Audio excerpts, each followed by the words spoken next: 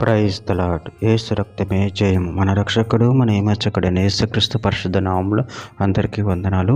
చిన్న ప్రార్థన ద్వారా ఈ రాత్రికి వాక్య ధ్యానం చేసుకుందాము. పరిశుద్ధుడ మహాగణుడు అయిన దేవ యేసయ్య, సర్వాధికారినైనా మీకు వేలాది వందనములు, కృతజ్ఞత స్తుతి స్తోత్రం చెల్లించుకుంటున్నాను.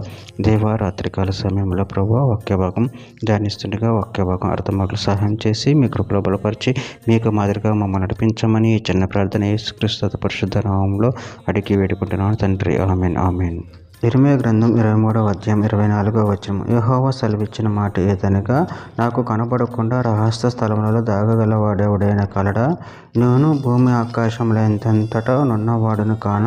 ఇదే యెహోవా వాక్కు. ఆమెన్. దేవుడి వాక్య భాగం దీవించును కాక. ప్రభునందు ప్రియులారా, ఇక్కడ వాక్య భాగంలో గమనించినట్లయితే యెహోవా సెలవిచ్చిన మాట ఏదనగా, నాకు కనబడకుండా రహస్య స్థలంలో దాగగలవాడెవడైనా కలడా? నేను భూమి ఆకాశంలో ఎంతటా నున్నవాడును కాన. ఇదే యెహోవా వాక్కు. అదేవిధంగా వాక్య భాగంలో గమనించినట్లయితే యోబు గ్రంథం 22వ అధ్యాయం 13-14 వచనం. దేవునికి ఏమీ తెలియను, గాఢాంధకారములో నుండి ఆయన న్యాయము కనుగొనన. గాఢమైన మేఘములు ఆయనకు చాటుగానున్నవి, ఆయన చూడలేదు. ఆకాశంలో ఆయన తిరుగుతున్నాడు అని నువ్వు అనుకునుచున్నావు. కీర్తన గ్రంథం 10వ అధ్యాయం 11వ వచనం. దేవుడు మర్చిపోయిన, ఆయన విముఖుడై ఎప్పుడును చూడకుండాను అని వారు తమ హృదయంలో అనుకుందురు. కీర్తన గ్రంథం 90వ అధ్యాయం 8వ వచనం. మా దోషములు నువ్వు నీ ఎదుట నుంచుకొని ఉన్నావు, నీ ముఖకంతులు మా రహస్య పాపములు కనబడుచున్నవి. సామెతల గ్రంథం 15వ అధ్యాయం 3వ వచనం. యెహోవా కన్నులు ప్రతి స్థలం మీద నుండును, చెడ్డవారిని మంచివారిని అవి చూచుచుండును.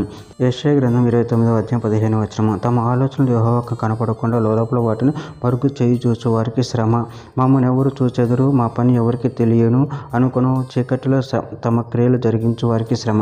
కీర్తన గ్రంథం 11వ అధ్యాయం 4వ వచనం. యెహోవా తన పరిశుద్ధ ఆలయంలో ఉన్నాడు, యెహోవా సింహాసనం ఆకాశం అందున్నది. ఆయన నరులను కన్నులారా చూచుచున్నాడు, తన కనుదృష్టి చేత ఆయన వారిని పరిశీలించుచున్నాడు.